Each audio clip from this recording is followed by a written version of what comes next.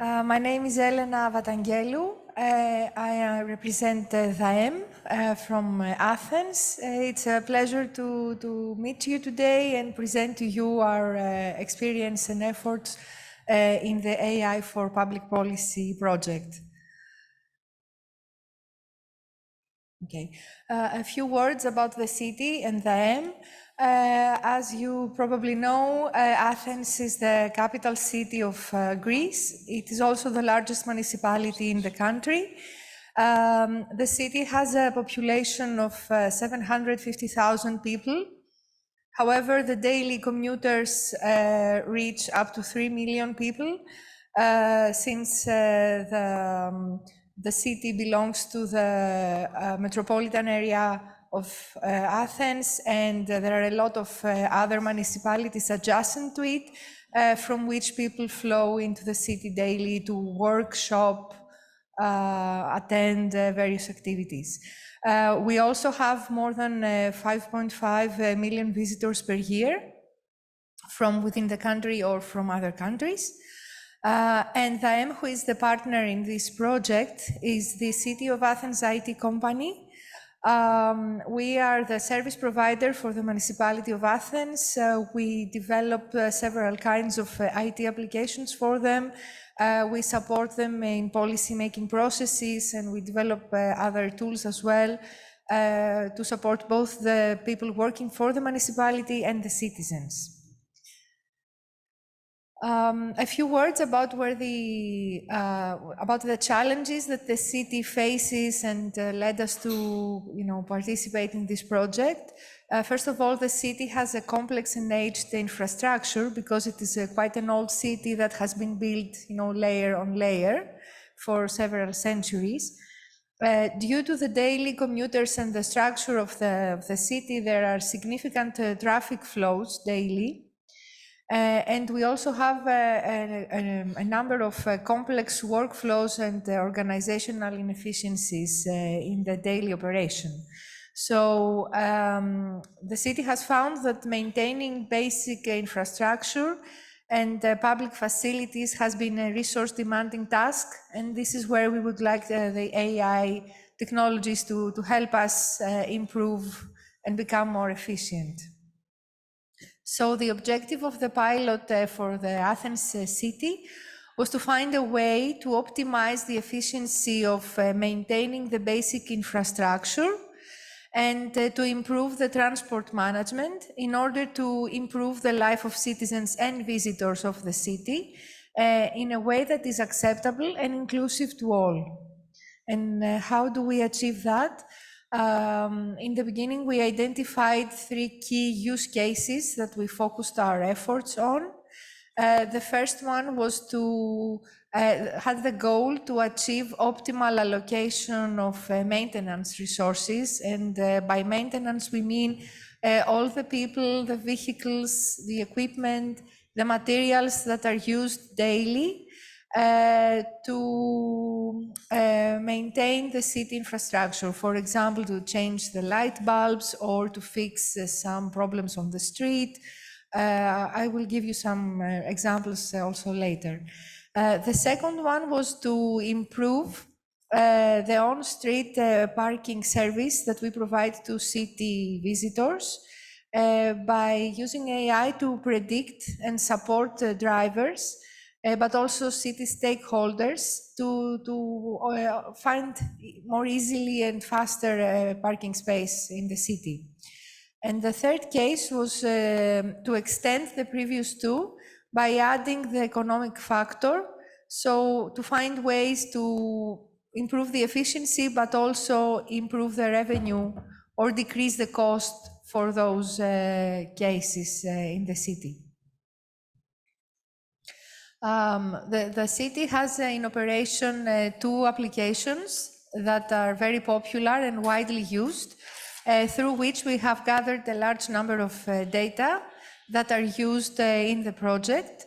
The first one is called the NovoV Lab, which is provided by our colleague also here in the project, NovoV.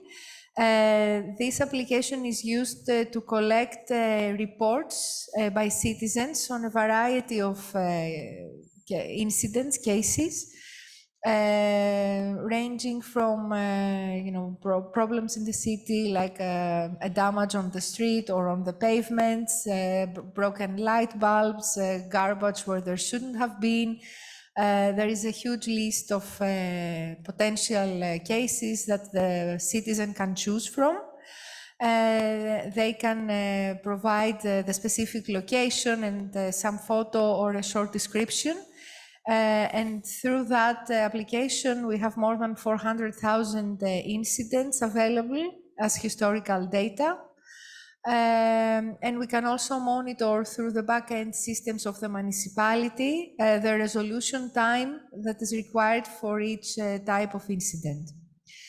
Through this application, we can also collect feedback from the citizens through polls or other kinds of questionnaires. So this is a tool that allows us to have almost direct access, direct contact with the citizens, and get the pulse of their satisfaction from living and working in the city. The second application that we have is called My Athens Pass. It is related to the transport management case. This is an application that is used for acquiring a non-street parking space as a visitor in the city. What happens is that the streets are divided in parking spaces, both for residents who have a permanent a residence card and can use specific parts of the streets for parking, and for guests who pay through this application.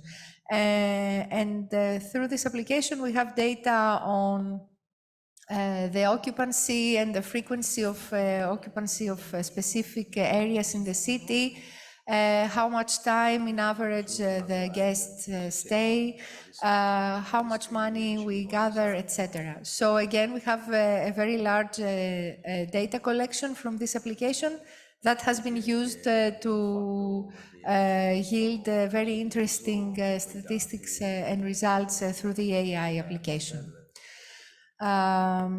So gathering this kind of information, we had the original ideas.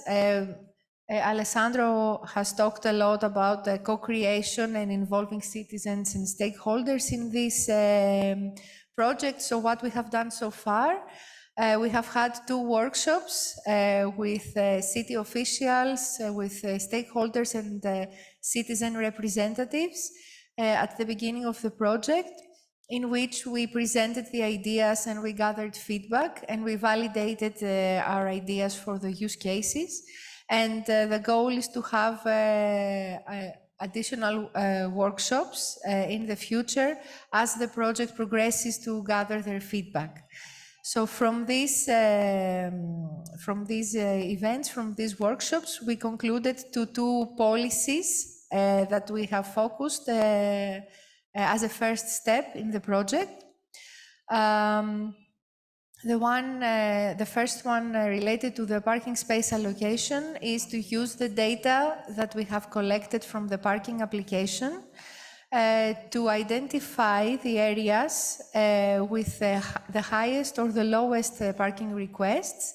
And this will allow the city, the people managing the parking spaces to better allocate, even dynamically, to the extent possible, the spaces between residents and citizens to make sure that we improve the time that the guests need to find the parking space, but also to improve the revenue for the city.